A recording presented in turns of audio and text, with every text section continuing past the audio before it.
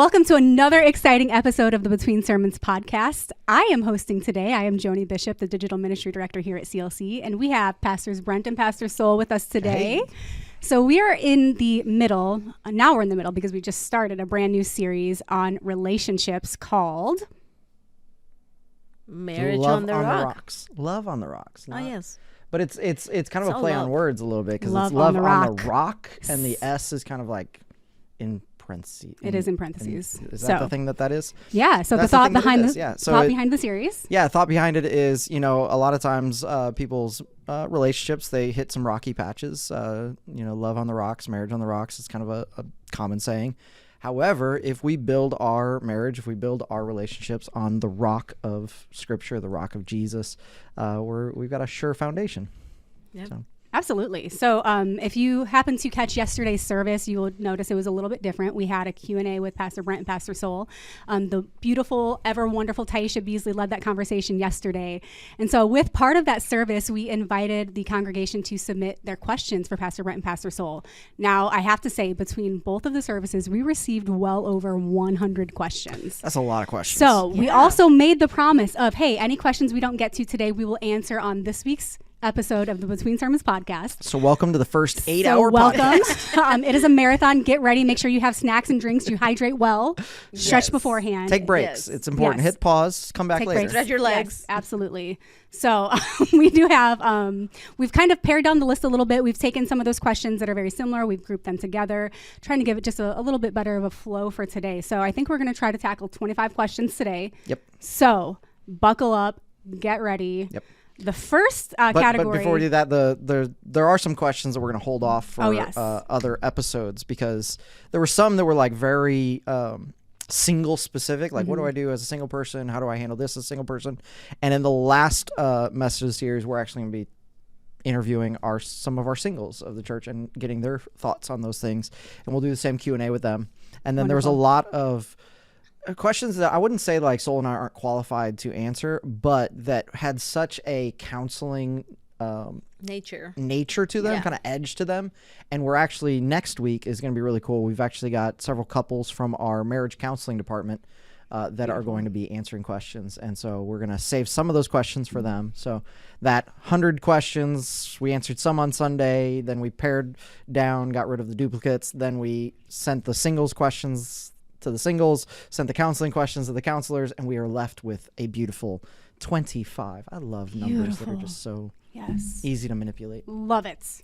Yeah. So today, on today's episode, our first subject up is marriage challenges and conflict resolution.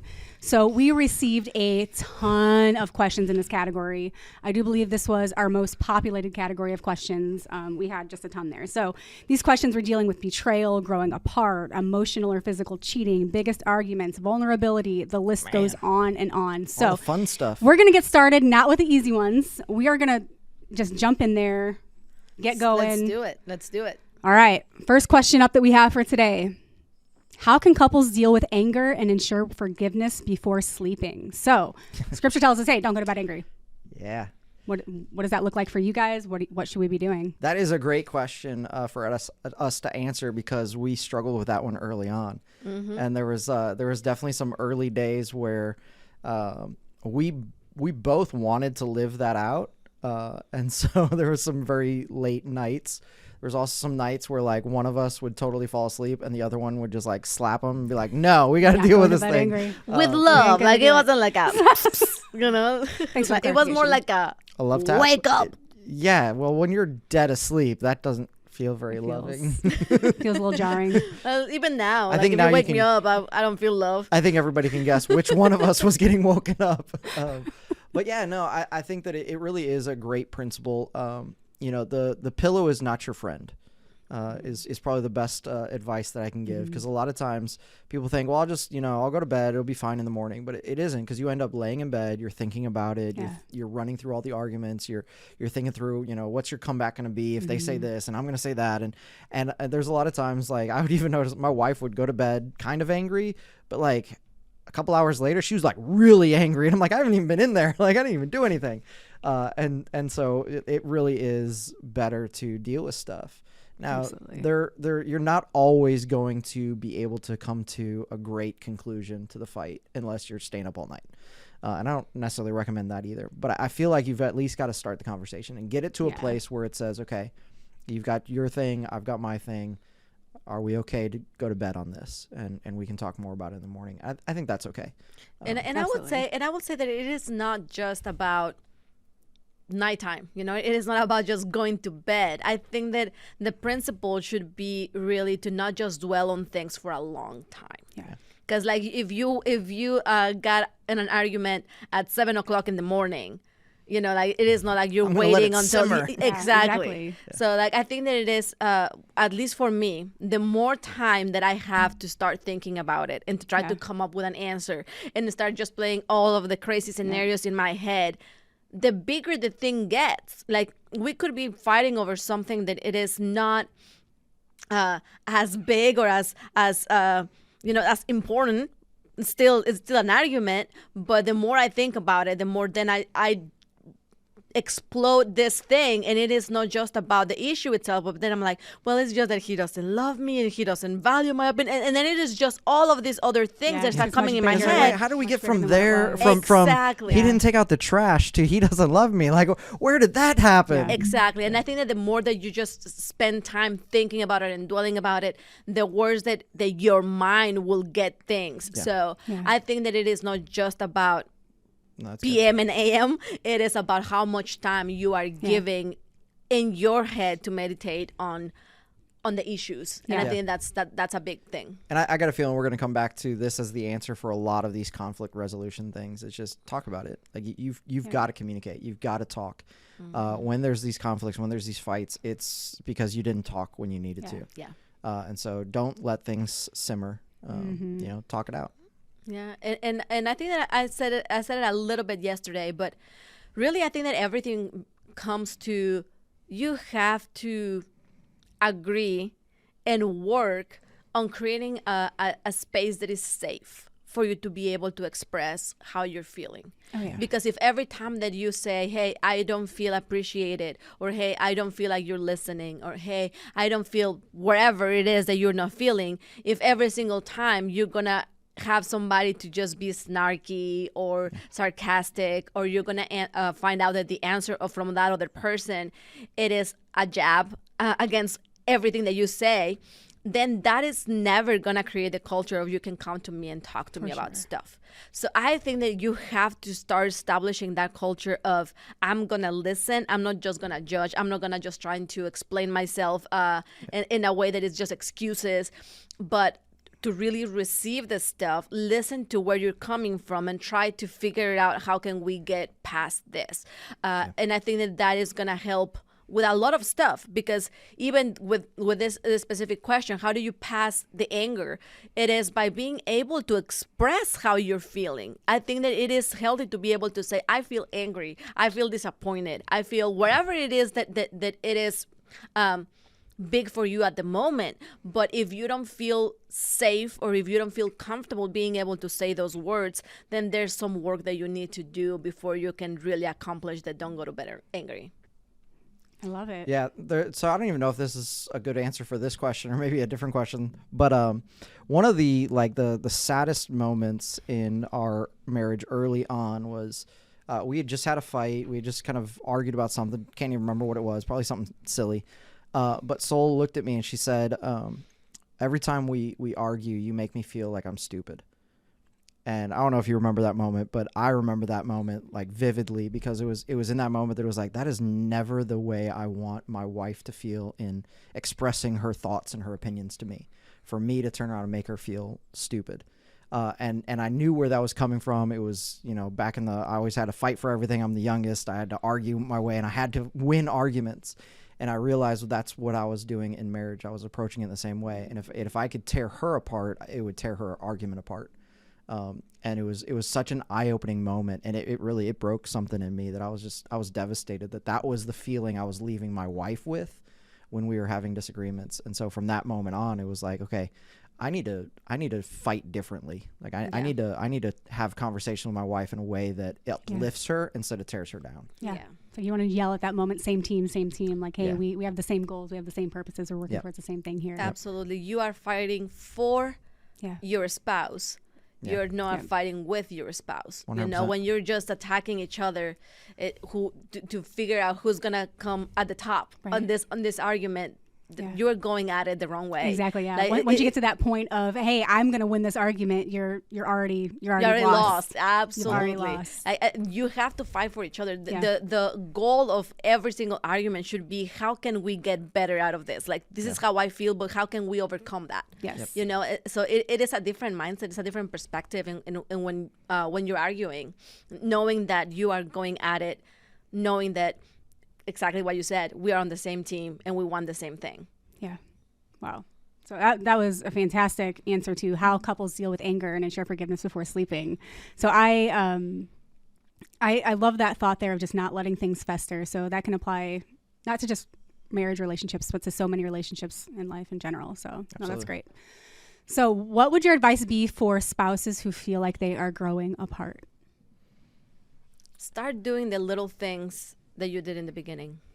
I think that there's a lot of times that we feel like, well, I am already married, you know, I already have my spouse, it's okay for me to just take a year off and I don't have to do anything else to get closer together. But the same thing that drew you to that person is still in there. So you just have to allow yourself to rediscover all of the beautiful things that your partner has.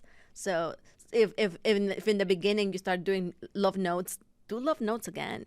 You know, if you were going out to the movies and that was something that you both cherish, start doing that again. I think that a lot of times we grow apart because we're not intentional in keeping the connection. It's a key word right there, intentional. Yeah.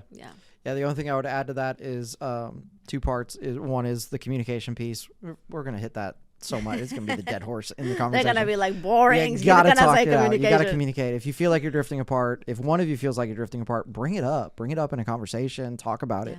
Find out why you feel that way, because that's a feeling, but there's a cause to it. And so get to the root of it, get to the cause of it. And then the second thing is you've got to spend time together. Like it amazes me how little time some couples actually spend together.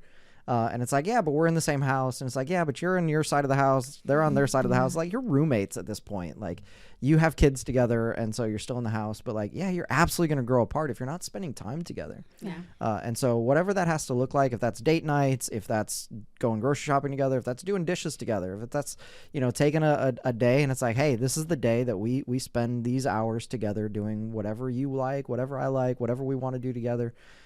Just spend time together, because I think that's what happens is they stop spending time together, and then that's when they feel that drift, and it's like I barely even know you anymore. It's like, well, you haven't seen me all week, so yeah, probably. Yeah, I think that it is also sharing. You know, sharing what's in your heart, like the good, the bad, the ugly, you know, that you had a bad day at work, share it. Yeah. You had a great moment. You found something that was funny. Like, share all of the things that are in your heart. Because if you are spending time together, but with conversations that are super superficial, you know, like, how's the weather? And like, oh, I made dinner. You know, that stuff that it is not substantial. Yeah. Then, of course, you're going to grow apart because you don't really know what's happening inside of that person's life. Yeah. So I think that it is not just being together in the same room and talking about whatever, but it is also sharing your dreams, your frustrations, you know, the good, the bad, the ugly. Like it is about getting to know that other person, that it is going to make you feel like we are in this together and I actually know who you are, and that is going to bring you closer together. Like, it has to, right? Yeah, absolutely. And also, if you are that person who feels like you're growing apart from your spouse, taking that active role in sharing and being vulnerable and opening up and allowing your spouse to see those sides of you that maybe you don't feel like are seen. Yeah. So intentionality. I like it. Is key. Yeah, and I love what you had said about you know, your dreams, because I think that it's important to continue dreaming together. I think that there's a lot of conversations around dreams and plans and goals for the future when you're dating, when you're newlyweds, and then all of a sudden you get kind of in that rut of life, and it's like, well, I don't know what my dream is. I'm going to retire at some point. Like, but just having those dream moments of like, man, I would love for our family to be able to say this or do this or go here, or, you know, find those moments where you can have your dreams and then find ways to support each other in those dreams of saying, okay, this is something that's on your heart. Let me help you pursue that. And in that, I don't know, in that mutual, like we're both trying to achieve something together. I think that forces people to come together. Yeah. Absolutely. Builds that team mentality. Let's do it. All right. So a little bit of a departure of a question, but how should emotional or physical infidelity be addressed in marriage? With counseling, immediately. That's one of those that I think next week we'll be able to address even better. But infidelity of any kind is not something you should ignore or just kind of sweep under the rug. It's something that absolutely has to be addressed head on. Yeah. And I mean, infidelity, it can be so much more than sex. And I think that's the challenge that I think some people have, is that they get comfortable with some relationships, some things that it's unfaithfulness. You know, when your spouse is supposed to be the one that you go to for counsel, for advice, for help, for camaraderie, for the dreams, for all of that, if you replace that person with someone else, you may not be sleeping with them, but you've become unfaithful. And you're giving an emotional connection. You're giving access to a side of you to somebody other than your spouse. That's not good. That's not healthy. Yeah. And so these things that you've got to, there's no, man, for me, the level of grace in those situations is really low. It's like, hey, we're going to figure this thing out. We're going to address this quickly. And I think that you need a third party to help you do that. Yeah. I think that, that's a hard one, because that is so deep in the heart, you know? Yeah. And like, that's what the Bible says. Like, even if you look at a person with lust, you already committed adultery in your heart. So like, it really is a matter of the heart. So I think that there's a lot of healing that needs to happen. Yeah. There has to be a lot of grace extended. Yeah. Knowing that, I feel like sometimes we say, I would never, right? Mm-hmm. But it is not until you are put in a situation that you didn't expect to be. Yeah. So always knowing that you have to extend grace, because we're all humans and we can all fall in so many different ways. To just work for that restoration and for that marriage to be better again. Because I think that it can happen. You know, yeah. So I think that there's healing, that it is available, but it is gonna take a lot, and it is not just I am sorry and move on. Like, it is gonna take work. Yeah. It is gonna take work to restore trust. It is gonna be a work to restore the level of intimacy that you have with your spouse. I have not experienced it personally, but I can only imagine. Yeah. You know, the pain that you have to walk through to get to the other side. Yeah. So I think that you have to extend grace, and you have to lean on God. You have to hold on to God and say, God, we are committed to make this work again. Show us how to do it. Yeah. And that's when the third party definitely has to be a part of it. Somebody that can give you the tools and the resources to do it. But I will just want to say that something that we have done in order for us to try to stay above all of that stuff is I never even have a text conversation with somebody of the opposite sex, just the two of us. Like, I always have my husband in it. Like, does he have to know anything about this? Probably not, but he's still gonna be in the text thread, you know. Yeah. And 9 out of 10 times I'll just tell him, hey, I need to tell this to Pastor Asa. Can you text him? You know, it is.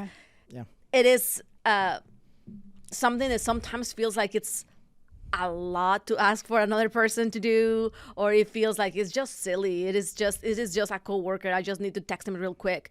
But you never know what one conversation can lead. So even if it's silly to you, it might guard you in ways that you don't even know. Yeah. Soul ends up in a lot of text message groups, and she's like, "Why did you text me?" It's like, just safety net. And I think that there's something so vital about having that transparency with each other.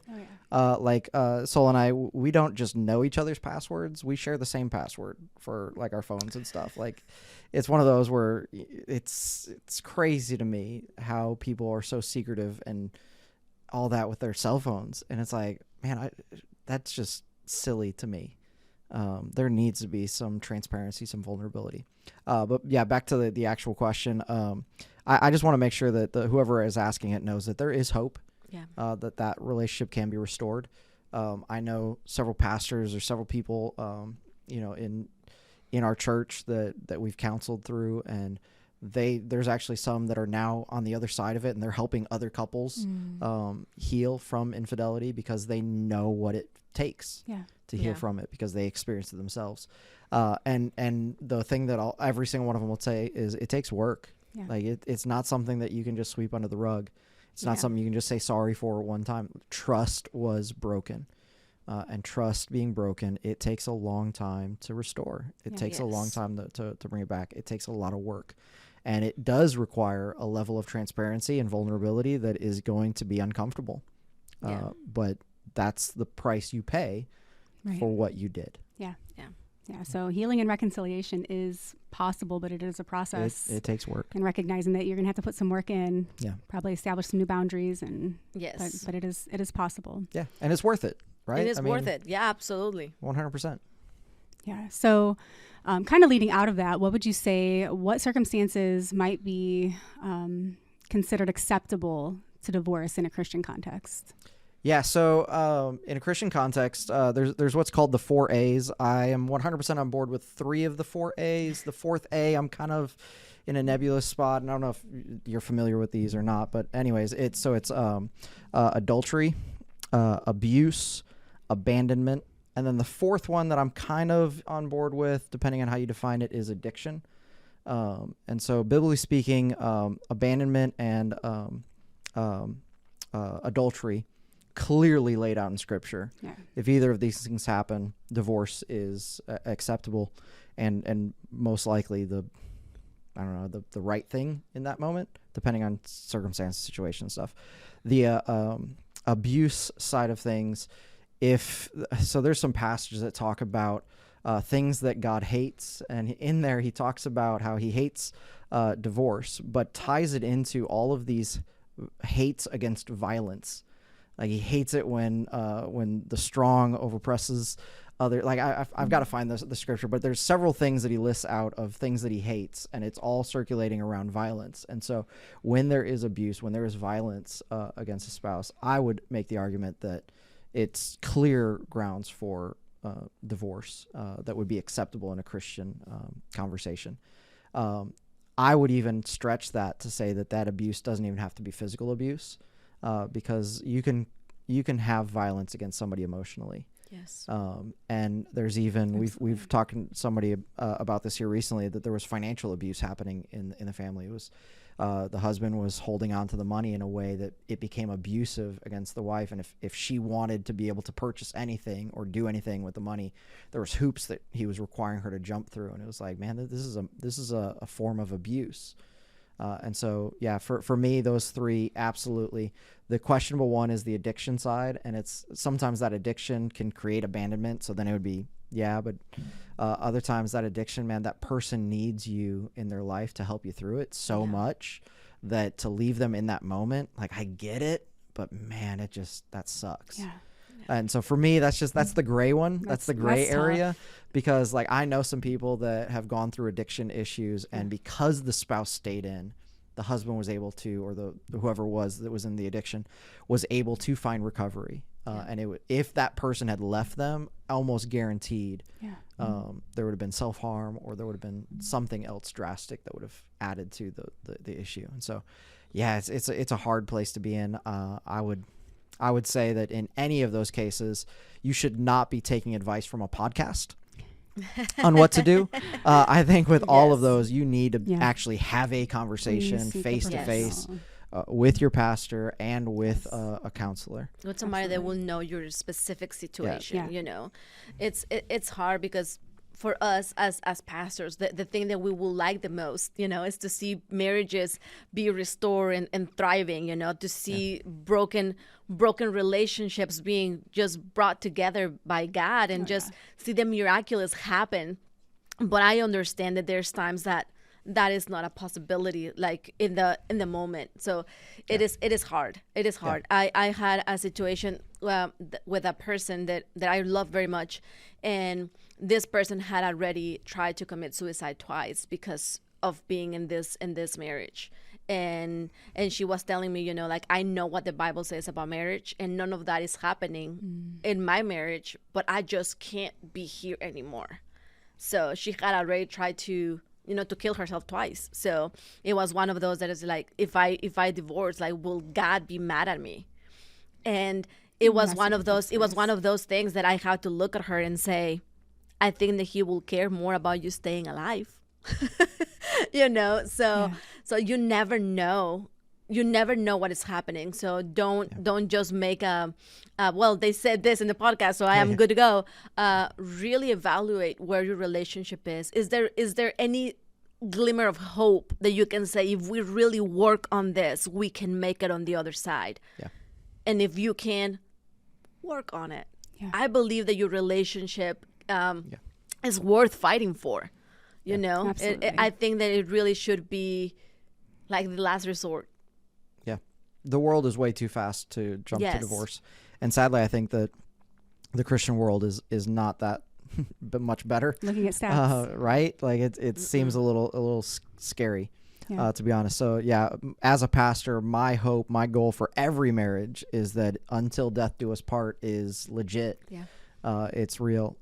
But as somebody that's sat with people that are hurting, there have been conversations that I've had with people where I've said, I think that you guys need to divorce. And that is hardest. Or at least separate for a little bit. Right. And that honestly, like, as a pastor, that is the hardest conversation. That's the hardest thing for me to say. To know God hates divorce, to know that this is destroying something beautiful, and yet to see people that are in a place where it's like, that really is the only way out. And so, I hate divorce. I don't want anybody listening to this to say, all right, let's go get divorced. There are exceptions to the rule, but the vast majority of people are not the exception.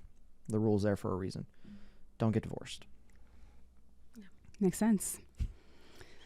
These are so heavy. I know. So I told you we were starting off with the heavy-hitting ones. We're starting off with the heavy-hitting ones. Hopefully we'll make it a little bit easier as we go on. So not letting up yet, though. How can you forgive a spouse who is unsupportive during significant life events? Man. So I'll give a little bit of context behind the question that I believe this is referencing. So a woman submitted a question saying she recently had a baby, and her husband has not been supportive since she has had the baby. So she's not really sure how to forgive him and how to move forward in this. And it sounded like, from the way the question was worded, that this isn't the only instance that she's seen that. So okay, so I'll do. I am so sorry for what you're going through. Thank you, Soul, for being the loving response, because I'm going to give the pastoral response. So two things. One, it's the dead horse. You got to communicate. You've got to talk this out. You can't let him know that. You can't let him stay in the dark on what you're feeling. And so if you're feeling like he's abandoned you, if he's not supportive in this, if he's not, carrying his weight, then you absolutely need to talk it through. For the guy, if he happens to be listening, dude, man up. Like, you take responsibility. Like, it is not her job to raise the child. It's your job together. It's not her job to change the diapers. It's your job together.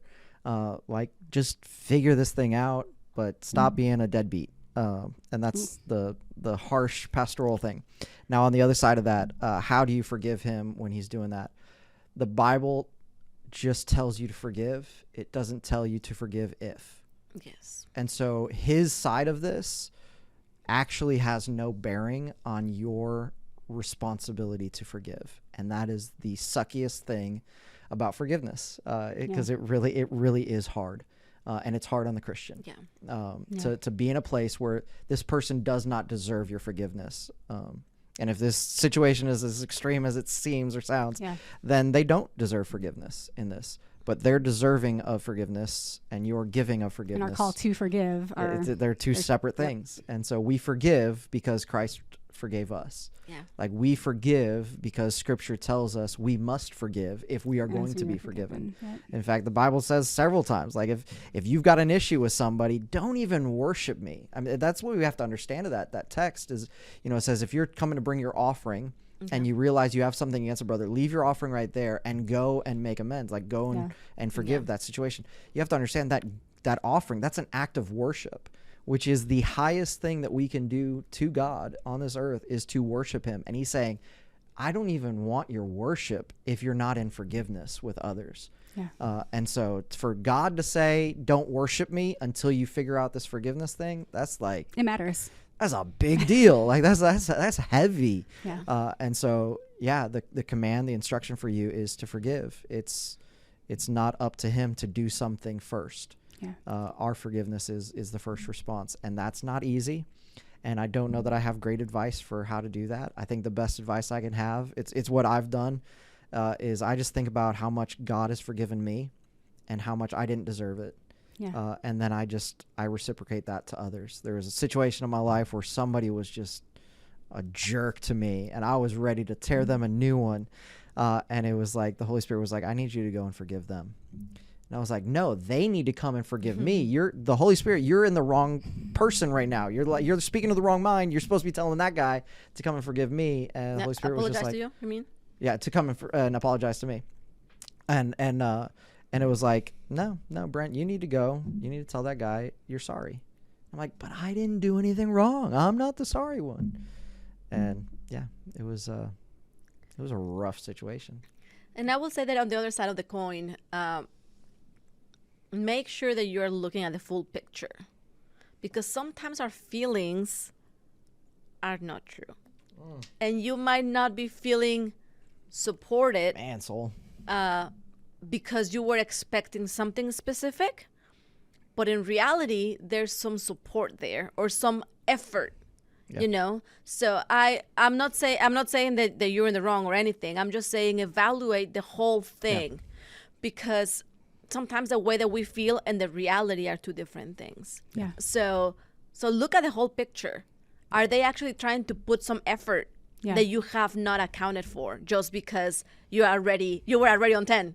And they started to try to do something, and you're like, no, it's too late. I don't want your help anymore, because when I wanted it, you weren't there.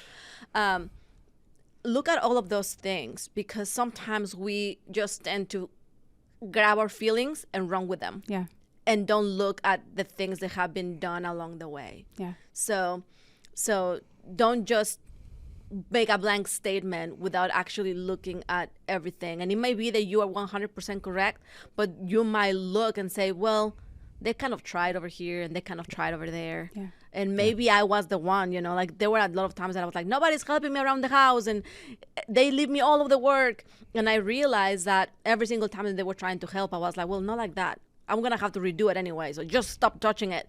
And then I was the one that pushed them to not do anything, and then complain about the fact that they are not doing anything. So you're speaking from experience, huh, Sol? Yes. So it could be that that's where you are at the moment. That when the support was trying to come, you were saying no. And when they put their hands off, you're like, nobody's doing anything to help me. Yeah.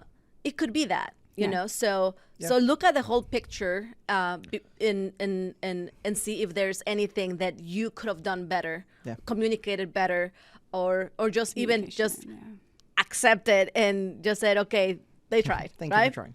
Yeah. No, I think that's a beautiful example from our own marriage, where there's been a lot of times when Sol's been upset at me for not doing stuff, and it's like, but I tried to, and you told me I did it wrong, and then I kicked you out, and then you told me to leave and stop, and I'm like, but no, like seriously, as a guy, there are times when I want to help, but I don't know how. Yeah. Like and I don't know if it's the way my brain works, the way my eyes work, or something. Like there have been times when Soul's like, "Can you just clean up downstairs?" I'm like, "Yeah, sure, no problem." And I look around the house and I'm like, "It's clean." Like all the stuff's put away. Like, what is she wanting me to do? And so I have to go back to her and be like, okay, so I'm not trying to get out of the job, but when you say, can you clean up downstairs, what do you mean by that?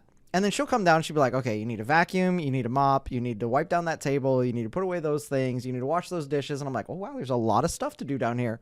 But the first time I looked, I'm promised to God, I didn't see any of those things as being needed to be done. It wasn't the way my brain processed the moment. And so Soul has kind of learned over the years that she needs to give me specific instructions, and I love her for it.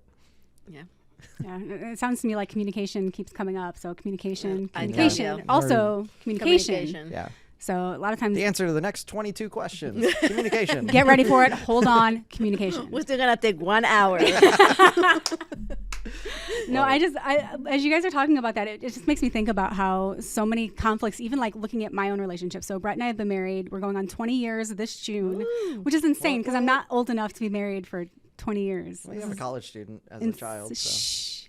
This is insanity.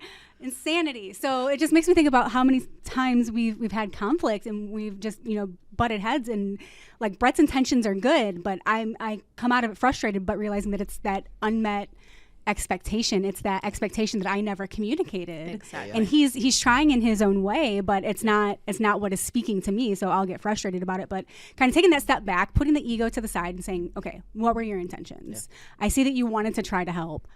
It didn't land, but I'm going to appreciate you anyway. So no, that's... And I mean, it's just a principle of life. It's like if somebody doesn't do the thing that you wanted them to do the way you wanted them to do it, you got to talk through it and give them clear instructions. It's like if you're a boss and you have an employee that doesn't do their job the right way, are you just going to get mad that they didn't do the job right the way? Or are you going to actually show them how to do the job? Yeah. And then, it took you 30 extra minutes that day. But now every time you tell your husband to fold the laundry, they know how to fold it. Do I know how? No. He had to buy like the little machine. I totally that you got a t-shirt folder? No, well, that's like a manual one, like not like a fancy one or anything. But yeah, it's like the board thing, and I put it down and I fold the things and it flips. Are they so crisp? I was so excited. Listen, so I don't need to use the thing. I just go like this, and my shirts fold perfectly. There was so much judgment, but I like watch the cool TikTok videos or Instagram videos or whatever, where like guy would like grab the corner and like twist and pull and flip, and it's like that's sorcery. Like he's literally like he's Chris Angel doing magic tricks on the stage. I can fold like the shirt, like just shake it. So what I'm hearing is we'll have the affiliate link for the product on Amazon in the show notes. It's like the meat masher. The meat masher. If you've been around for a while. Folder. T-shirt folder. We just resorted all of our clothes, and I used it like crazy. And Soul judged me the entire time, but I stand by it. It was a great purchase. It was like $5. Oh, hey, awesome. We'll get that in the show notes for you. All right, next question. What are effective ways to resolve significant arguments in a relationship without things escalating? Talk about it, like communicate. Like communication? I will say talk about it, but calmly. Yeah. I think that sometimes we are talking with all of the feelings out, and that's when you start raising your voice, and that's when you start getting very animated, and that's when all of this. But I'm always animated. Yes, I always talk with my hands. too. Like, just but there's different levels of animation. Things happen. But yeah, I think that it is about talking about stuff calmly. Yeah. Being able to really look at the stuff for what it is. Yeah. Because when you are hot-headed and you are going into into this conversation hot-headed, it is gonna be what you are addressing is your feelings. You're not addressing the actual issue. Ooh, I'm sorry. Say it again. You seriously, like when you are just hot-headed, you are addressing your feelings. You are just saying all of these things out of emotion, and what you are really talking about is how frustrated and how angry and how this, but you're not really talking about the issue itself. That's good. So when you are calm, when you are able to kind of count to 10, just count to 10, and then be able to actually address the issue, then you will know that there's a thing that your spouse is not the enemy, that it is not about the emotions aside, like however I feel about this, it's gonna be here for a moment. Let's actually figure out the issue that it is keeps coming up, or that it is making this relationship struggle. Let's get to the root of that. Yeah. let's see what is actually happening, so that you can come up with an answer. What can we do to get better? Yes. Yeah. And I'd rather have that hard conversation any day and get the problem figured out instead of having that same conversation 50 more times. Yes, because every single time that you try to talk about it, you're just yelling at each other and you didn't accomplish anything. Yep. Yeah, I think what I would add to that is you need to ask yourself in the conversation, am I talking with this person or am I talking at this person? And I think a lot of times we're just talking at each other instead of with each other. And that was a hard one for me to learn because I used words to tear people apart growing up. It was not a season of my life I'm very proud of. But there was a season of my life where I was a little guy. I was always angry. Like my nickname in football was Smiley, and it wasn't because I was always smiling. But like I was just joy. Like it was just I was just a very angry little guy. You know, I don't know, Napoleon complex or something. I don't know. But anyways, and so I learned like I could not win a lot of physical fights, but I could win the verbal one. And so I knew what to say and how to say it in order to cause the most damage to the other person. And I realized that I brought that skill set into marriage. And that is not a good thing to do. And so I've seen a lot of people, and I've counseled a lot of people, that they start weaponizing their words, and they're coming into the argument, and they're like, I know if I talk about this, it's going to hurt them because this is a soft area, because I've learned what their weaknesses are, and now I can attack the weakness, and then I can win the argument, and then I can be the victor. And you're not. You lose that fight 100% of the time. Yeah. And so, just ask yourself in the middle of it, you know, am I still talking with them or am I just talking at them? Yeah. And a lot of times I think we're talking at each other, and we're just yelling things and screaming things, and just take a step back, calm down. If you need to take a 5-minute break and be like, hey, let's cool it off. Give a time frame for it. You know, there's a danger in saying we're just going to talk about this later, when later is a nebulous thing that could exist in 50 years. Instead, say, you know what? I think this is getting too heated. Why don't we take 10 minutes and then let's talk about this again? Or, hey, let's take an hour. Whatever the time frame is, but give it a time frame and say, hey, we need to take a step back because this is getting too heated. We're yelling at each other. We're not really communicating anymore. Let's take a break. Let's take a moment. I'm going to go make a cup of coffee. I'm going to go, you know, take the dog for a walk around the block, and then I'll be back, and then we'll continue the conversation in a healthier way. Yeah, my mom loved Brent. She loved him. He was her favorite, but she always said, how did he like you? Because he doesn't like anybody. He doesn't like anything. Yeah, so like the whole smiley thing, and like it's true. It's true. I have a grouchy face, apparently. Happens to the best of us. I know nothing of having a grouchy face. Oh yeah. Oh, sorry guys. Many conversations about Joni's resting face. My resting face. She's also not good at poker. No, terribly not good at poker. So our next question we have is, how should inappropriate social media interactions by a spouse be handled? By stopping. By stopping. Swiftly. I mean, no, that's not good. Yeah. That's not okay. And if there's anybody listening to this that tries to justify it in any way, I don't care what your justification is. No, just don't. That's bad. There's no world in which that is acceptable. Yeah. There's no world in which that is okay. If your spouse is not, if you're not comfortable showing your spouse your social media interactions, your private DMs, the stuff that you've been liking, and no, that's you are in the wrong already. Yeah, I'm gonna agree with that one. And I think that you have to be wise. You have to be wise, because you might say, "Oh, but I will never cheat. You know, it will never cross the line. It will never." How do you know? And who sets out to intentionally? Exactly. Yeah. But if you are allowing yourself to start liking some pictures, to post, to see a picture of somebody and say, "Oh, you look so pretty," and that is not your wife, please stop it. Yeah, no. Like if you are like putting fire emojis on a guy without a shirt, stop that. Like you are playing with fire, and you're gonna get burned. Like we are not untouchable. Yeah. You know, we are not superheroes that you can flare with this line and still be okay. Yeah. So you have to guard yourself with everything that you have. So just stop it. Like be wise for you, be wise for your family, prioritize the people that are close to you. And I think that it is just a matter of even respect and honor to God. Like if you have a commitment to a person, right, I think that God wants you to honor that commitment. You know, and that person might never know, your spouse might never ever know that you like somebody's picture, but God knows. So respect and honor God even in your social media platforms. Yeah, that whole social media world right now is such a dangerous place for marriages, and I've heard so many horror stories of great marriages that turned to ash because of social media, because, you know, an ex-girlfriend slid into a DM, or, you know, a wife started posting pictures of herself to try and get validation from strangers and from others. And it was just, man, it's a dangerous world. I got mad respect for, there's a lot of people out there that do like a combined social media page for husband and wife. We don't, ours are separate, but we have so much transparency that if somebody slides into my DM, it's just, you're an idiot.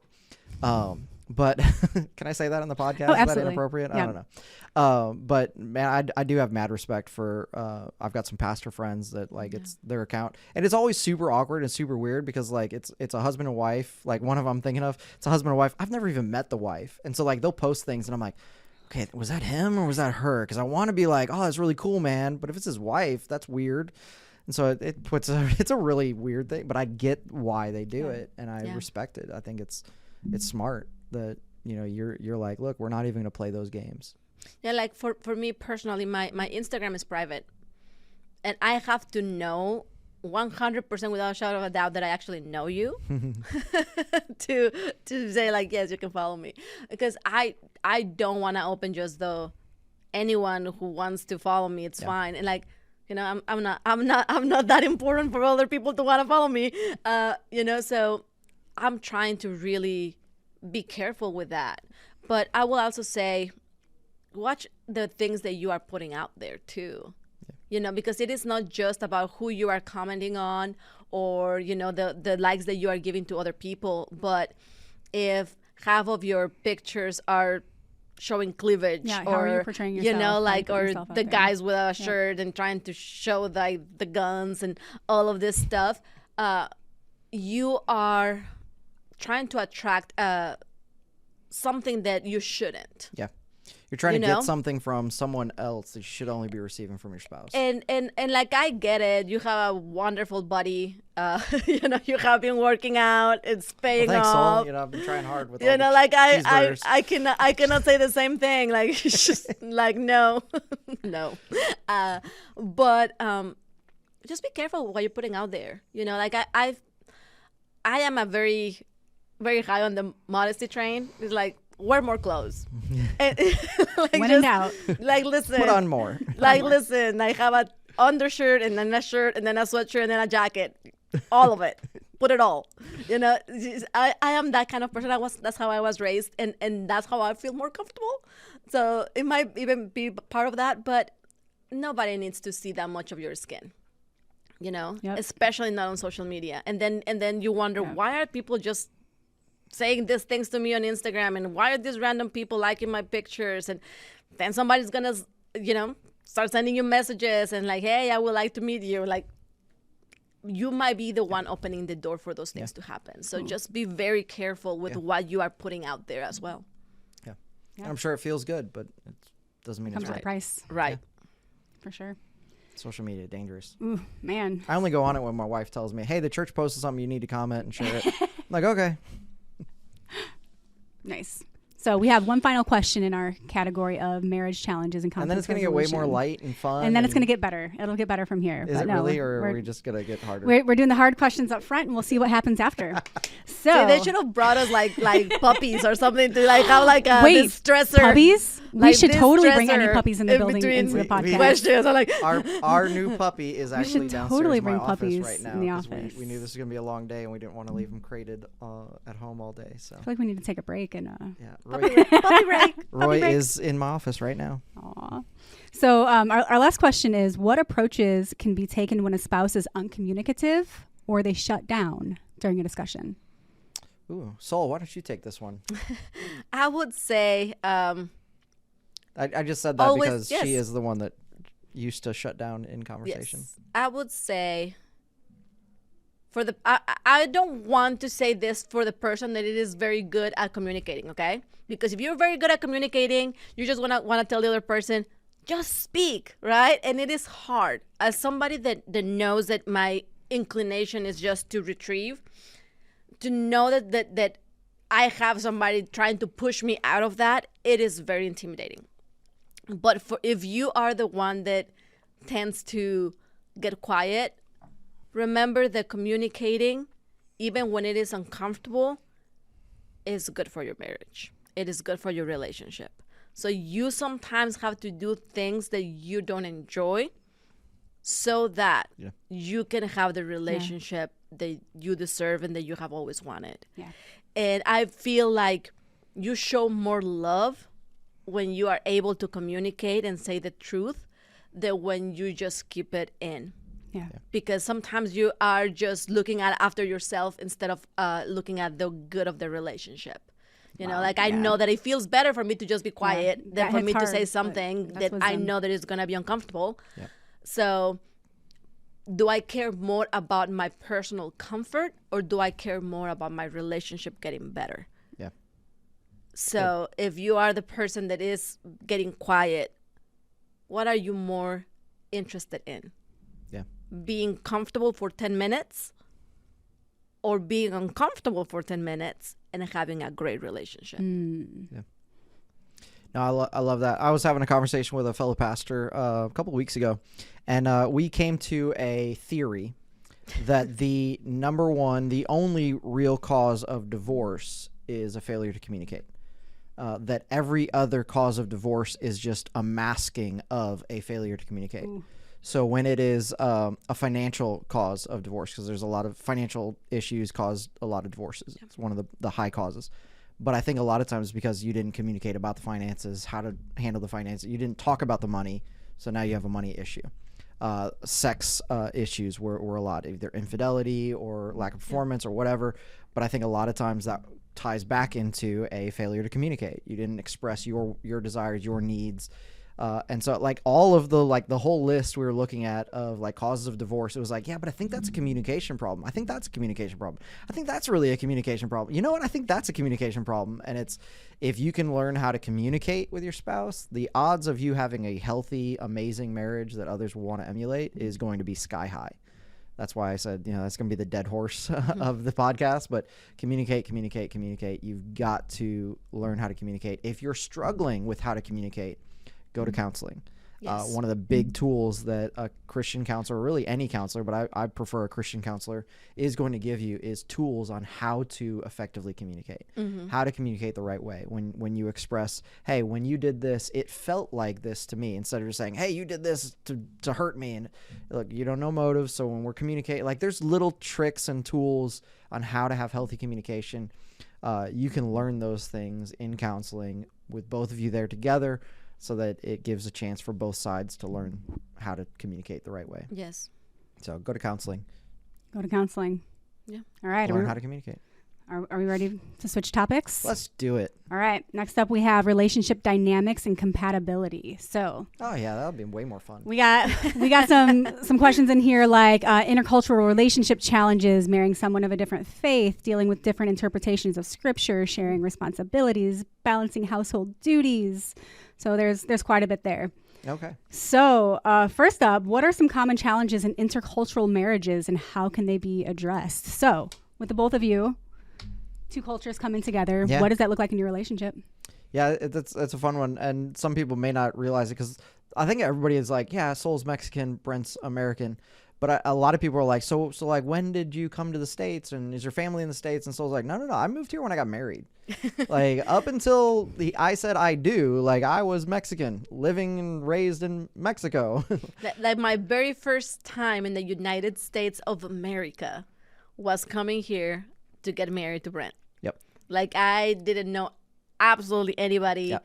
I have seen his parents or his family twice. Yep. So like I didn't even know his family. Like I didn't know anybody but Brent. Yeah, no, I introduced you to your bridal party the first night that you came into the U.S. It was great. It was fantastic. Hello, thank you for your service. Hello, thank you for your service. Nice to meet you. I have no idea who you are, but thank you for standing with me on the most important day of my life. Yeah. So cultural differences are very real. Yeah. So how do we navigate those? So I think that with a lot of grace and patience. Yeah. Because you do things differently. You were raised differently. Things that are important for us in Mexico are different than things here. Like for me to even understand the fact that you have kids and at 17 years old, they might leave home and actually live in a different state because they're going to college. I'm like, no, they don't have to leave. I'm like really? Like, what is this? Who's pranking me right now? Like, what is this? How old was your brother before he moved out of the house? I don't even know. He had 2 kids at the time. He had 2 kids at a time.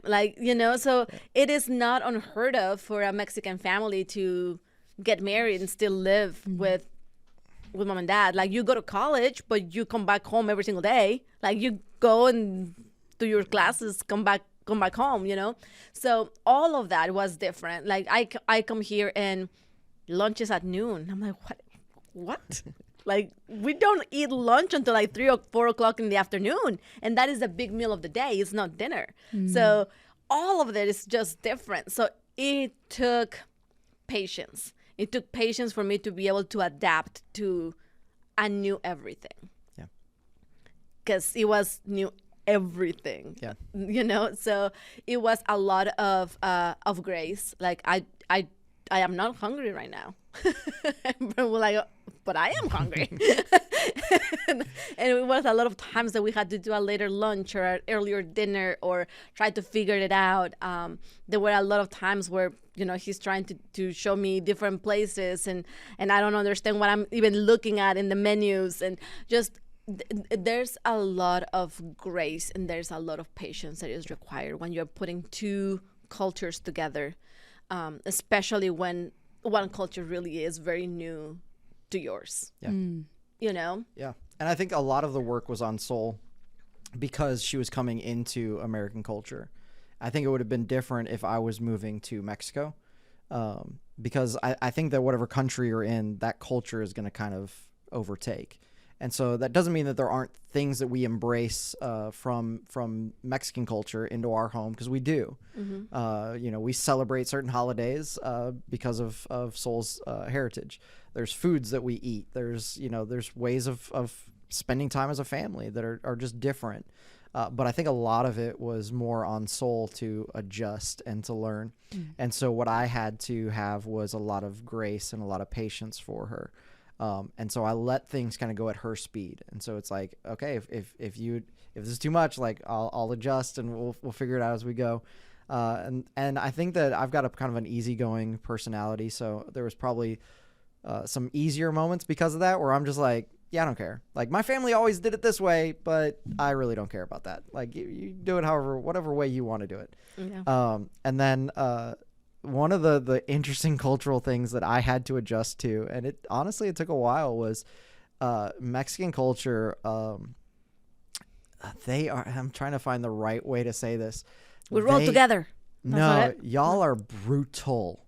Oh, wait. Like, in love, like with people you love, but it's like brutal verbally. Like bullying in the U.S.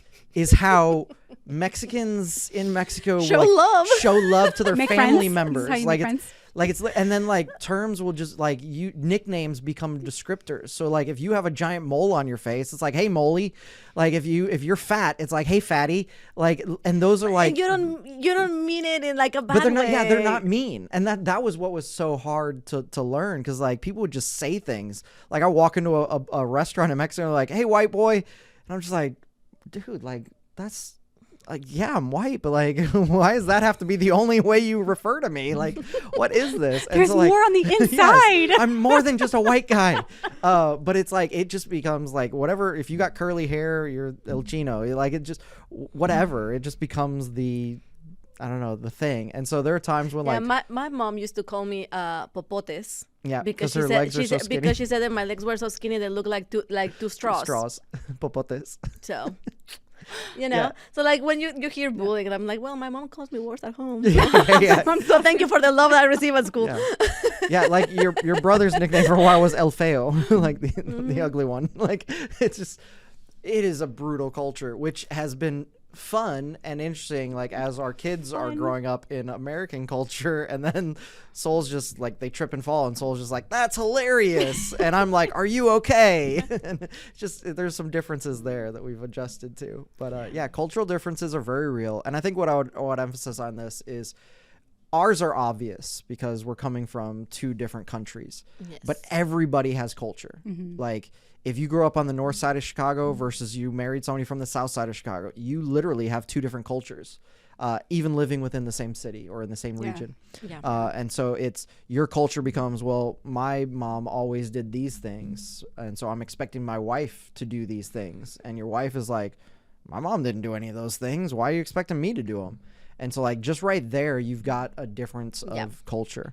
Are you going to open the presents for Christmas on Christmas Eve or on Christmas morning? Is it before breakfast or after breakfast? Like all of these little things that you come with a culture for, they come with a culture for, and now you're almost responsible for creating new culture within this new family. And so early on, that requires, we're right back to it, a lot of communication. You've got to talk these things out. Don't take anything for granted. Don't just assume that because this is what you did, that's how it's going to be now. Like you need to talk things out. Yeah. And I think that with all of that is compromise. Yeah. 100%. Because there's a few things that you're just going to have to adopt. Like this is how he can function, so I'm gonna adopt that. This is how I function in this specific thing, so you might have to do that. And it has to be a give and take. Like not one person, it is not just one culture that is gonna be now we're Mexican and everything is like that's not gonna work the same way that if Brent was just like, well, now you live in the States, so now everything is American, I would have probably just gone crazy and like, I don't understand what's happening anymore, So it is not about stripping yourself completely off of who you are, but having to compromise and say, okay, I can give on this, but you're going to have to give on this other thing. It's a give and take situation. Yeah. And so when Soul's missing her culture, we have Mexican night. And she has me cook birria and pozole and enchiladas and all the things that this Irish white guy totally knows how to make. They're fire. We make it work. We make it work. So speaking culturally, what do you think about people who come from two different faith cultural backgrounds? Like you have Christians and Catholics. How can you make a relationship work between a Christian and a Catholic? Do you make a relationship work between a Christian and a Catholic? What does that look like? Yeah, it's a tough question, and I take point on it because Soul's going to have a different perspective growing up in Mexico, where Catholicism in Mexico is a very different thing. 100%. So we categorize Catholicism as a form of Christianity. So it's actually kind of funny that the question is posed Christian versus Catholic, because in most of the world that it's just a form of Christianity. So the question was probably more of like a Protestant and a Catholic. The challenge there is going to be how you interpret scripture, how you apply into relationship, how you apply it into following Jesus. What are the things that you do? What church are you going to go to? And so we've had a lot of conversation with people that their spouse wanted to go to this kind of church, they wanted to go to this kind of church, and they end up at CLC because it's kind of like splits the difference. And so it's their version of compromise. It's like, well, I wanted this, Methodist church, and she wanted this Catholic church, and so we ended up at the non-denominational church. And I think that's really the way it has to work, is the communication piece. Again, you got to talk things out. You got to come up with a plan. Okay, what does raising our kids this way look like? And the challenge there, especially if you're dealing with Catholicism versus like a non-denominational background or something like that, is that there are a lot of traditions built into Catholicism. Christening and First Communion and the First Baptism and all of these things, that the catechism and learning all that, like there are like these road marks or road blocks, I guess, I don't know, that have to be navigated.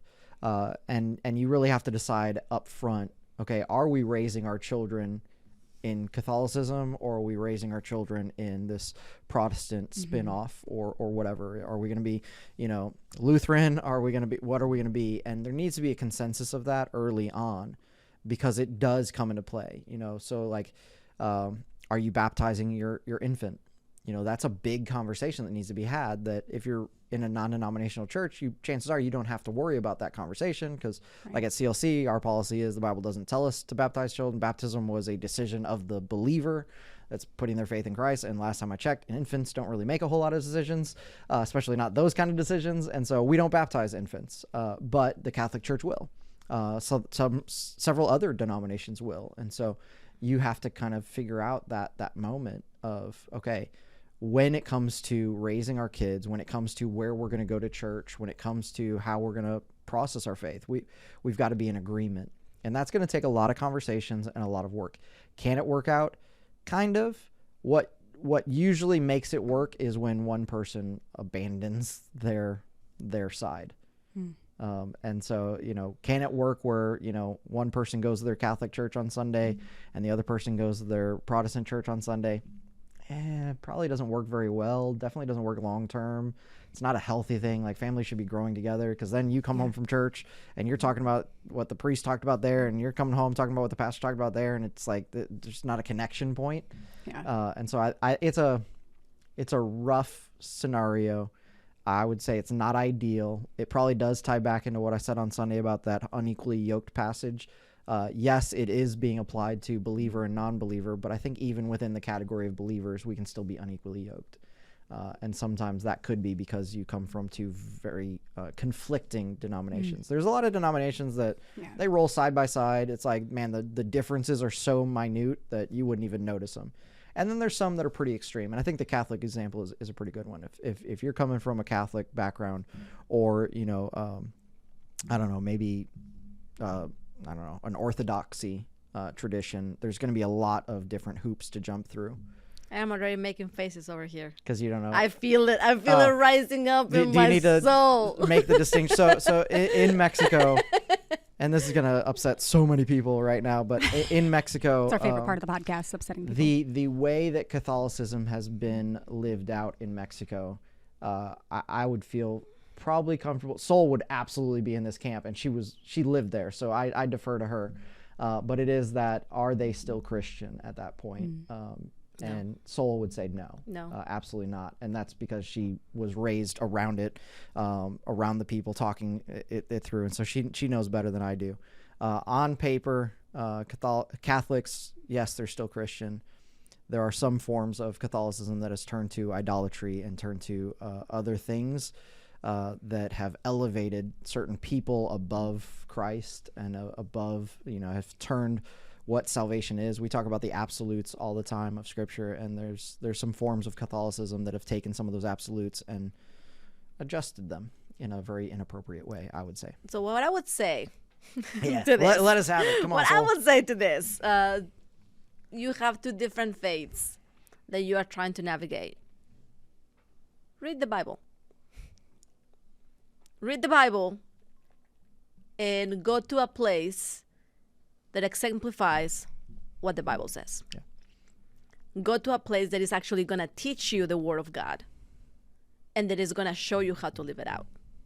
Because I think that there are a lot of places that can be different faiths, that can be close enough, but if they are asking you to do things or making an intermediary person between you and God, or they're gonna give you you just have to say this so that your sins can be forgiven every time that you come and tell me first, and then I will tell you how many things you have to pray. Where is that in the Bible? Yeah. So if they are teaching you something, even because of tradition, even because of the way interpretation works, even for wherever the reason would be, that it is not clearly laid out in the Word of God, that is not the place that you should be at. Yeah. So if you want to be in the right place where your family is going to grow spiritually, you have to be at a place that fully sticks to the book. Yeah. And that's it. It is not about our preferences. It is not about our way of doing things. What does the Bible actually say? Yeah. Back to the book. Back to the book. Stick to the book. Yeah, it can be a very challenging thing to navigate. And that's when you're talking about two Christians. Now, if you take a Christian and a Hindu, Christian and a Buddhist, Christian and a Mormon, Christian and a Muslim, that just creates a even bigger divide. Can those relationships work? Not very well, to be honest, just to be blunt.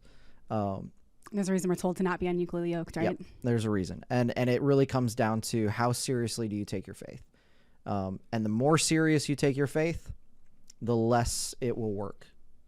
If you don't take your faith very seriously, you can make anything work. No big deal. If you're like, Jesus is great, I'll read my Bible every once in a while, I'll go to church once a year on Easter, then yeah, you could probably marry anybody you want and be just fine. But if you actually are trying to make Jesus the Lord of your life, I don't see how you can go into a relationship. Now, if you were in that religion and then you got saved and your spouse hasn't yet, man, I think that you're just on a journey now where you're going to be leading them along. Yeah. But if you're a Christian who is dating somebody from a different faith background and you're considering marrying them, don't. Like it's going to change how you raise your kids. It's going to change. Like there are things that they may even say, oh yeah, it's fine, you can take the kids. But then Sunday comes around and they're like, oh, I want to watch the Bears game with my son. Don't take him to church. Leave him here with me. And you'll set compromises. And it's just not a healthy thing to do. So can it work out? Not really. Blunt. Sorry. Hate it for you.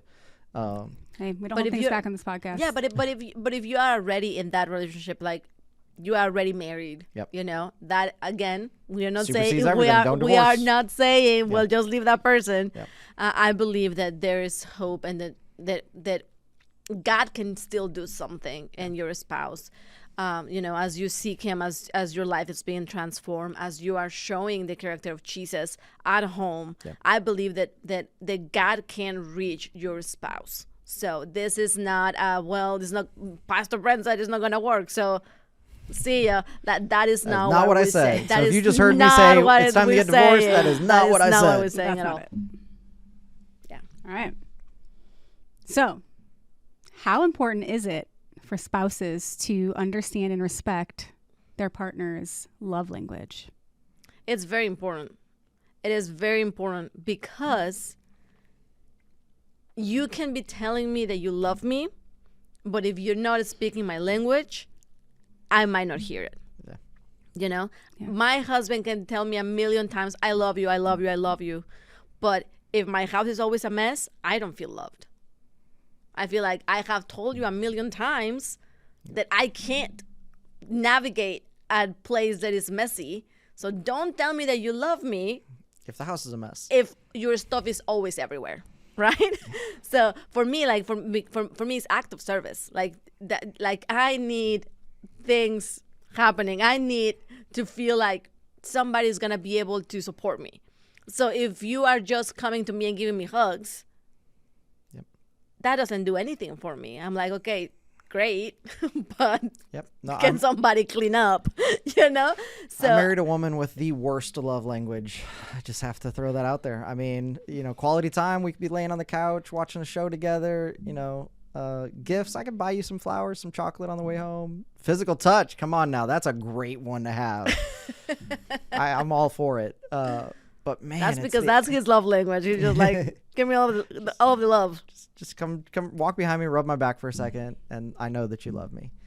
But no, Soul wants me to clean the house, and that is probably my least love language. And so it's actually been very important for us to recognize and understand that. Now, I get anything like love languages and personality profiles and all that stuff. There's so much room for error, and there's it's variables. This is not science, but it is. It's something that we've seen lived out enough that there's truth to it. Yeah. And so if you don't know what your love language is, if you don't even know what we're talking about with love languages, there's 7 of them. There's books written about it.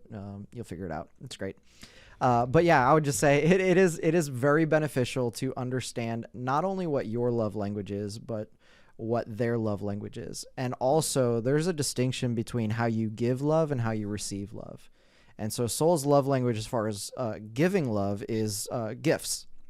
So if you get a gift from Soul, that is Soul's way of saying, I love you. And so all the time, Soul's giving gifts. It's random stuff, and it is the second worst love language to have because it's really expensive for Brent. And he always used to say, like, you married the wrong person. Like, we're not millionaires. Like, I'm like, but I just like... Calm down. Why did you buy 8 things? Well, I have 8 people I need to give it to. You didn't need to do that. They know you love them. It's okay. So Christmas and stuff and birthdays, oh my goodness. It's horrible. Pray for me, please. But that's how she gives love. But that's not her receiving language. Like, sure, she loves getting gifts too, but she's 100% in the camp of it's more blessed to give than to receive. But if you want to tell Soul you love her, do something for her. You know, put away the dishes, just clean the floor, you know, put in the work, put in the effort. And so for me, I had to learn that lesson because I thought that since I loved it when she walked up behind me and rubbed my back, that she would love that too. So I would walk up to her and I'd hug her and she's like, why are you touching me? Like, what is this? What's going on? And so it's like, okay. And then I recognize, okay, she gives a lot of gifts. I think that's her love language. So I would get her gifts, and I could get her a gift. I could bring her home flowers, but if the house was a mess, the flowers meant absolutely nothing. Or he would bring me like a chocolate bar and my kid would be like, can I have it? And I'm like, sure. Yeah. And you're like, what? That was me saying I love you, and you just gave it to the kid. Giving his love away. Yeah, exactly. It's so frustrating.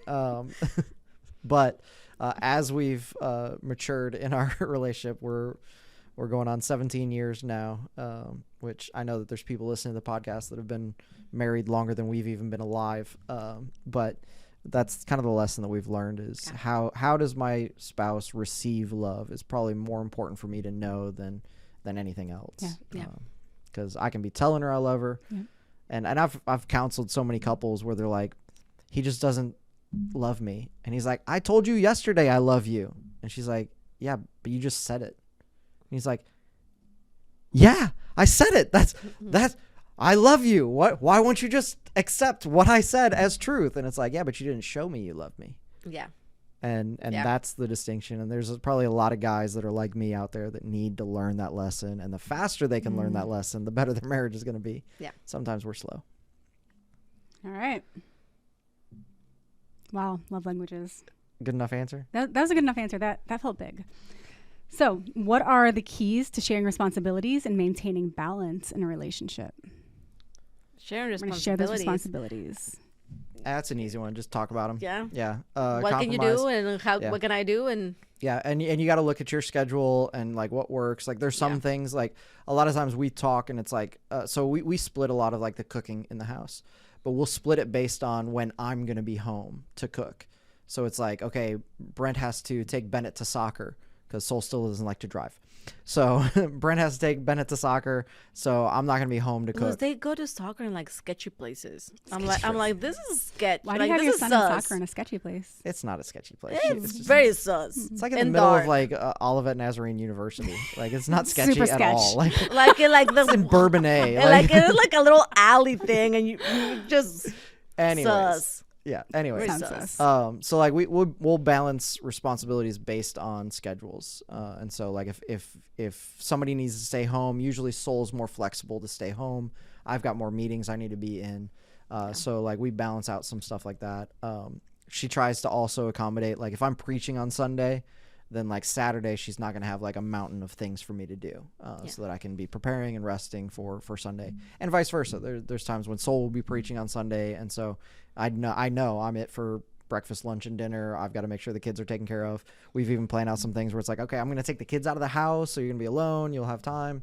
But it's communication. I know we've said it a million times, but communicate those things out. Come up with a plan. Do the things that you're good at. Let them do the things that they're good at. The stuff that neither of you are good at, compromise. Yeah, and remember that you're a team. Yeah. You know, and that no one task is specific to just one person. Right. You know? Because I think that's sometimes it's like, well, I'm never going to be responsible for the laundry. No, like it might be that this week I wasn't able to do it and you can help, you know, like being in that mentality of we are a team and we can share different things will help.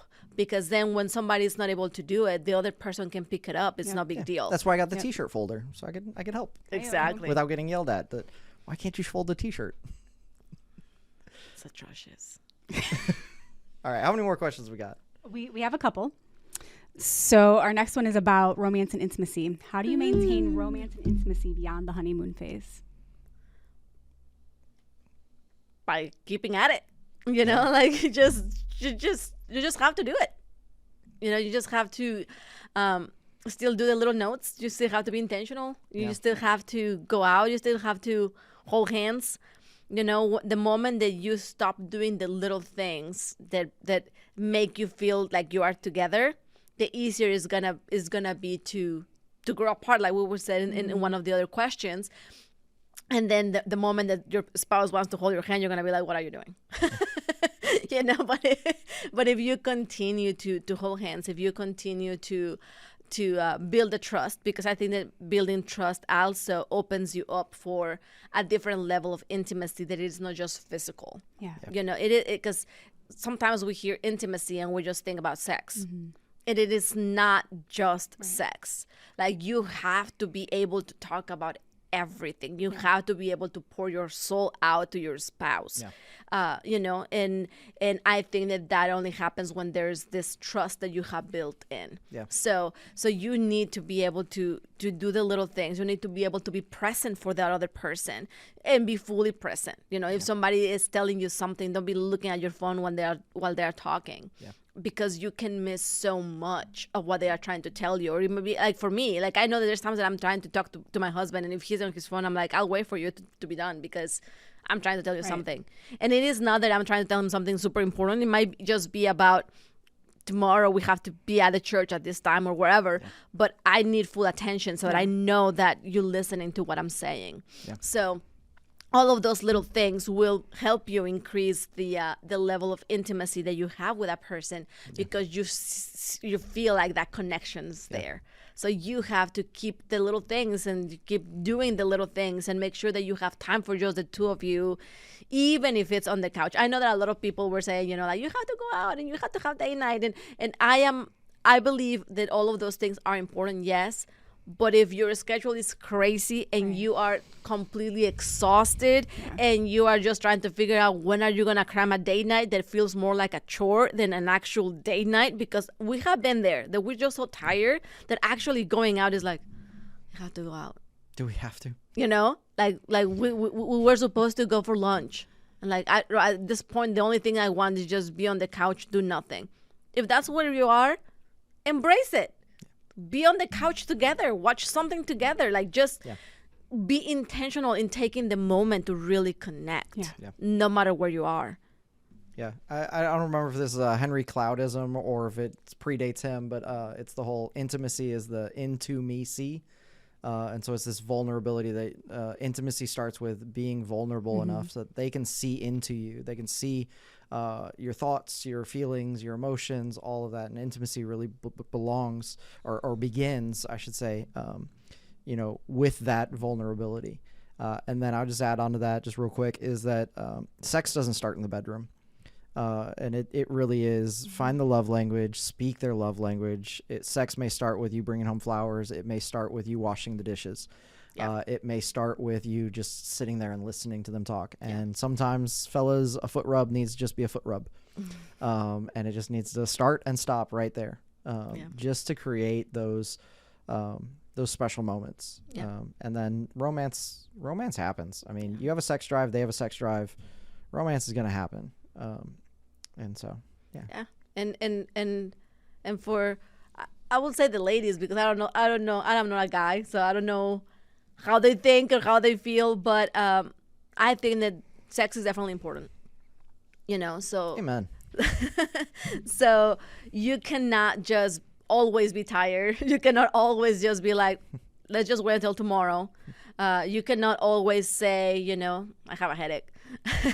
Like, there has to be that even level. Like, you might not feel like doing anything at the moment, but your spouse has needs. But your spouse also has needs. So when we talk about compromise, that might be one of the things that you have to compromise today. You know, and today you weren't feeling like it, but your spouse does. Yeah. So we're gonna do it, So and the truth is, like, it should never feel like a chore. It should never feel like a just wherever, right? Like and if it does, you're probably doing it wrong. Yeah, like and that is not and that is not what I'm trying to say. But what I'm trying to say is that is also important. Like when yes, like all of these other things that we were talking about, there is more than just physical. It's true. We cannot neglect the physical part of it. Yeah. You need both, because I feel like you have to stay playful as a married couple. Yeah. You still have to be able to say, like, I still like you, like, I don't know, pat their butt, or I don't know, wherever. Pat their butt. That sounded like a game. Good game, coach. What is that? Go get him. Go get him. Like, I don't know, but you know what I'm saying? Like, this conversation just got weird. But you know what I'm trying to get at. Podcast, you never know what's gonna happen here. Just make it fun, and you get to that place when you are still connected. Yeah. Emotionally and physically and mentally. Like you have to have all of it. Yeah, and I would and we got to move on to other questions, but I would just say if sex isn't happening, there's probably a bigger issue or a different issue that's causing that. Yeah. It's probably not isolated. There's probably a breakdown of trust. There's probably a breakdown of intimacy. There's probably a breakdown of communication. There's a breakdown somewhere that has now created a sex issue. Yeah. So figure out what it is. Talk about it. Yeah, for sure. Communicate. And I feel like we've already discussed a lot of these things, but what would you say are some of the foundational elements of a healthy relationship? So we've talked about a number of things: communication, vulnerability. Yeah. The compatibility piece for me is huge as a foundational piece. And when we talk about compatibility, there's a lot of things that need to be compatible. And so it's how opposites do attract, and I'm all for it. My wife and I, we're very different, but we're also very similar. And it's the similarities that really help in those differences, right? And so, like, we need to be compatible, though, when it comes to faith. We need to be compatible when it comes to family. What are the family plans? I want kids. They don't want kids. That's a bad combination. When it comes to finances, there needs to be compatibility there of what are we going to do with our finances? What are our goals with it? There needs to be future compatibility. If one person is saying, man, I've wanted to travel the world my whole life, and the other person's like, I've never left the state and I don't want to leave the state. There's some compatibility issues there. So, and there's more to that compatibility piece, but I think that foundations of a healthy marriage, it's built on two people that are actually compatible with each other. And I think a lot of people go into a dating relationship based on the physical. It's like, they're pretty. I would like to, make my lips play with their lips. It'd be a lot of fun. And so, see, we're patting different. So we're patting butts and we are playing lips. Yes. Yeah, great advice for giving. I was trying to keep it PG, but still give people an understanding. What did Joe Monkey say? I want you to suck my lips. Yes. I want to suck lips off your face. Suck the lips off your face. Yes, I think Joe McGee for that. I think that I like the play lips. Beautiful description. Yes. But I think that a lot of times we go into a relationship based on just the looks. And we're really not compatible with each other. And so that's a dangerous place. But as far as foundations of healthy marriage, we talked about the communication piece and all that, but man, making sure that there is compatibility right at the foundation level, because that gives you the foundation to build off of. And like I said, so faith, family, fun, future. And I think we always had a fifth F that we used to coach people on. What was the fifth one? Do you remember? Finances, faith, family, future, fun. It was fun. You need to have some compatibility and fun. So like, it's so sad, but the first connection point Sol and I had was The Simpsons. It was my favorite show. It was her favorite show. We would literally just be sitting there like randomly dropping quotes from The Simpsons. Conversation and Simpsons quotes. Whole conversation, just Beautiful. Simpsons quotes without having to explain anything. And it was just, it was fantastic. But you need to have the, compatibility in those the five Fs. Yeah. All right. And I think that every good relationship, it's built on people who know how to forgive. Yeah. And how to compromise. Ooh. Yeah. It is not always my way or the highway, But when we can see the needs of the other person and compromise when it's possible, and when we can take their fault and be able to forgive quickly, I think that you will have a good relationship because you are trying to serve the other person, because you're not holding grudges on the other person. I think that will take you a long way. Yeah, I love it. All right, and our last question to kind of tie us up today could be really connected get through to all next 25, week. or we did not. We're just killing it. We did not. Can So we go to all 25? Or we got still time? have. Are we like so far off that we need to just do some like social media things? Yes. So Okay. we will be getting these questions answered this week. Okay. We will have some information in the show notes on how you can get those answers to those questions. We talk too much, so because we still have 10 questions remaining, meaning Holy we've cow. worked through 15 of our questions. we only got. So It's your fault. It is. It's my fault. I ramble. our final question, so this can throw into next week, is premarital counseling recommended for engaged couples? Oh, Yes. 100%. Yeah. Yes. Absolutely. Simple. Not even recommended, like required. And so like if you're asking someone at CLC to do your wedding, or you're asking to use CLC for your wedding, premarital counseling is a prerequisite. Like we will not do the wedding if you haven't gone through premarital, because premarital counseling saves our marital counseling department from having a lot of very hard conversations with people, because there's problems and there's issues and there's compatibility things that will be figured out in premarital counseling. And most people that go through premarital counseling still go through with the wedding. Like, I'm not saying that it's the deal breaker, but it's not our betting system. Right. But it's like they learn some things about their soon to be spouse, that then when they're in the marriage, they're not blindsided, they're not surprised, and they've been given the instructions, the tools of, hey, figure these things out. Here's how you can talk through them. And so like there's been a lot of premarital counseling people that have come in, and it's like, man, there were some things that I had no idea I should even ask. And we're sitting there looking at them like, you've been dating for 2 years. How did you never ask them if they wanted to have kids or not? Like, that's not a question you want to find out after the wedding. That's a question you need to find the answers to beforehand. And so, premarital counseling, not just recommended, I would say required. And if you're getting married at CLC, it is literally required. And it will save you a headache in the future, And just look at it not as another thing that you have to do. Yeah. But look at it as an investment in your future marriage. Yep. Because you are finding out things, like Brent said, about your soon-to-be spouse. You are finding out, like, maybe even things from their past, things that they have maybe never even considered talking about, but that now they are kind of out in the air. Then you can have further conversations to figure it out. How will we navigate this? The amount of people that have said, oh, I wish I would have known about this before I got married, or why nobody told me that this was going to happen in marriage, is probably because you didn't have somebody guide you in the process of engagement. So use this time to invest in that relationship so that you can start well equipped for a successful marriage. Yeah, it's awesome. And then maybe I'm not even the person responsible for this, but maybe someone can throw in the show notes the link to Entwined. For Entwined. So some they stuff start happening in February. Yeah, it's like February 16th, 18th, 14th, 12th, 11th. We'll get a link in the show notes. It's very soon. It's in February. It's 2024. It's 2 weeks from the airing of this podcast at some point in that that vicinity. But it's www.clc.tv/counseling, and on that page is information of how to get in touch with counseling, but also some stuff specifically about Entwined. Yes. Yeah. So that's what you're looking for, premarital counseling. And they say it's for those that are seriously dating or already engaged. And so you don't actually have to have sat down and said, will you marry me, in order to go to Entwined. It's actually something that they recommend even before that step can be very beneficial.